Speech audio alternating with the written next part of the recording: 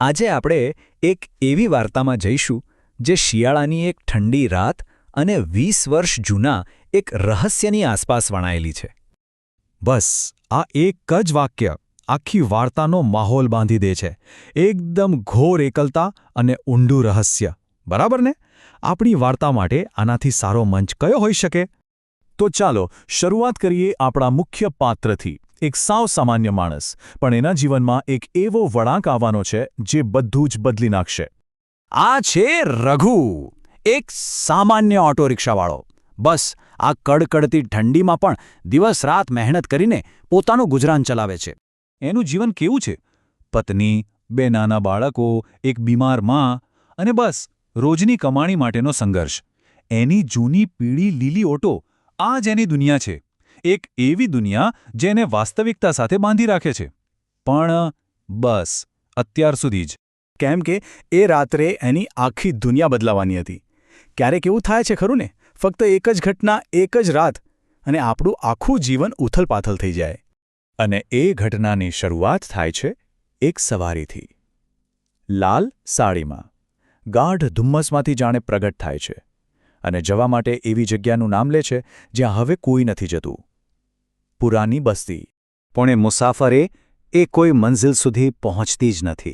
સુમસામ રસ્તાની વચ્ચોવચ્ચ એ સ્ત્રી પાછળની સીટમાંથી ગાયબ થઈ જાય છે, જાણે ક્યારે હતી જ નહીં. હવે વાત અહીં પૂરી નથી થતી. એ રાત તો પૂરી થઈ જાય છે, પણ એ સવારી એ રઘુનો પીછો છોડતી નથી. એ એના ઘર સુધી પહોંચી જાય છે. રઘુ ઘરે તો પાછો આવ્યો, પણ એ પહેલા જેવો રઘુ નહોતો. મહેનતુ અને પ્રમાણિક માણસ હવે સાવ ફિક્કો, ચૂપચાપ રહેવા લાગ્યો. એનો સ્પર્શ પણ બરફ જેવો ઠંડો, જાણે માણસનું બસે ખાલી ખોખું જ પાછું આવ્યું હોય. અને એની આદતો એટલી વિચિત્ર અને ડરાવણી કે એનો પરિવાર જોઈને કંપી ઉઠે.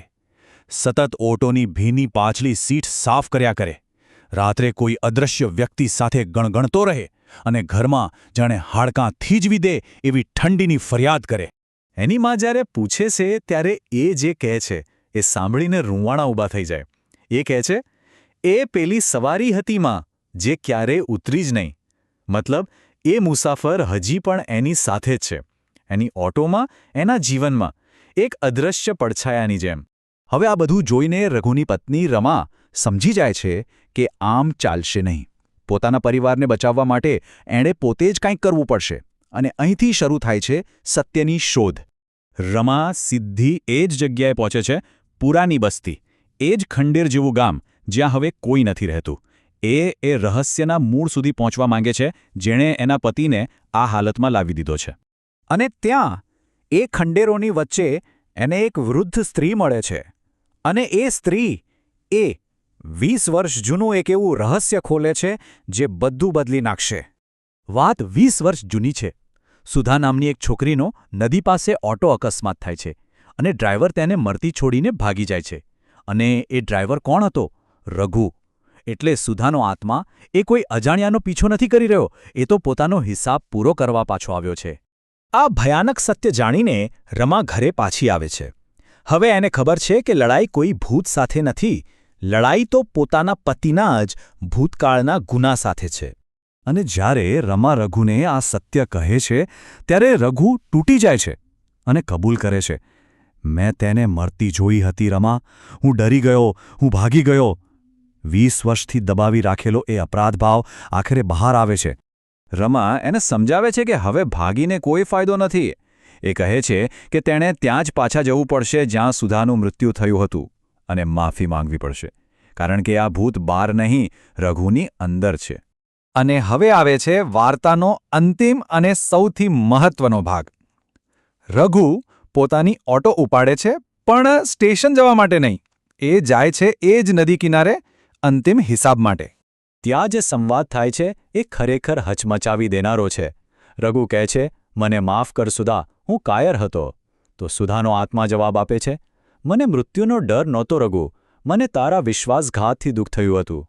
આ કોઈ લડાઈ નથી, આ તો 20 વર્ષ જૂના ઘાનો હિસાબ છે. બીજી સવારે સ્ટેશન પર રઘુની ઓટો તો મળે છે, પણ ડ્રાઈવરની સીટ ખાલી હોય છે. રઘુ ગાયબ છે, જાણે તેણે એ જીવનની કિંમત ચૂકવી દીધી હોય જે તેણે 20 વર્ષ પહેલાં બચાવ્યું નહોતું. પણ વાર્તા અહીંયા પણ પૂરી નથી થતી. રઘુના ગયા પછી પણ એક અંતિમ પડઘો બાકી છે. રઘુના ગયા પછી ઘરમાંથી એ ઠંડી ગાયબ થઈ જાય છે, શાંતિ પાછી ફરે છે. પછી મહિનાઓ પછી એક રાત્રે દરવાજા પર ટકોરા પડે છે. રમા દરવાજો ખોલે છે તો ત્યાં કોઈ નથી, પણ નીચે જમીન પર રઘુની ઓટોની ચાવી પડી છે. અને એક ધીમો અવાજ સંભળાય છે, આભાર રમા, તે મને મુક્ત કરી. આનો અર્થ એ જ છે કે કબૂલાત અને ક્ષમાથી રઘુ અને સુદા બંને આત્માઓને મુક્તિ મળી ગઈ. પણ આ વાર્તા એક મોટો સવાલ છોડી જાય છે. શું સાચો પસ્તાવો દરેક ગુનાની કિંમત ચૂકવી શકે છે? શું કોઈનું જીવન ગયા પછી માત્ર માફીથી હિસાબ બરાબર થઈ શકે છે? આનો જવાબ કદાચ કોઈની પાસે નથી.